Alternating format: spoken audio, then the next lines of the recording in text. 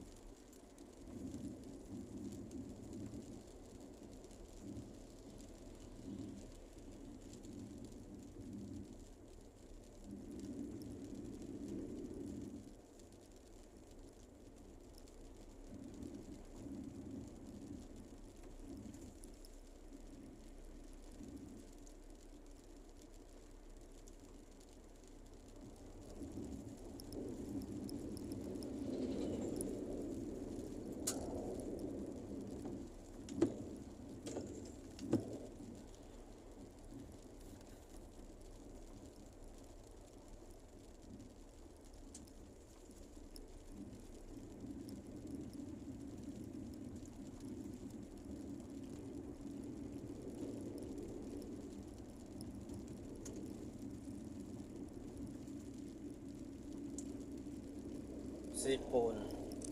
ทุ่งโมสีปูนทุ่งโมลาวี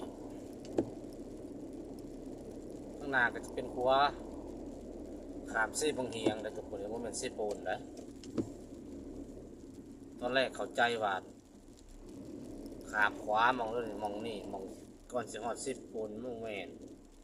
มันบ่แม่นคำว่าเมืองสีปูนคือเขาใส่สื่อตามสีปูนแต่สิปูนโอ้มันอยู่เยื้องๆไปทางทิศตะวันออกซึ่งไหลออกมาจากชายแดนเวียดนามผ่านบ้านเดนสวรรค์ตกมาจากสีบางเฮียงอันนี้คือสีบางเฮียงสีบางเฮียงก็อาจจะเป็นจุดเริ่มต้นมาจากปุ่นแหละชายแดนเวียดปุ่น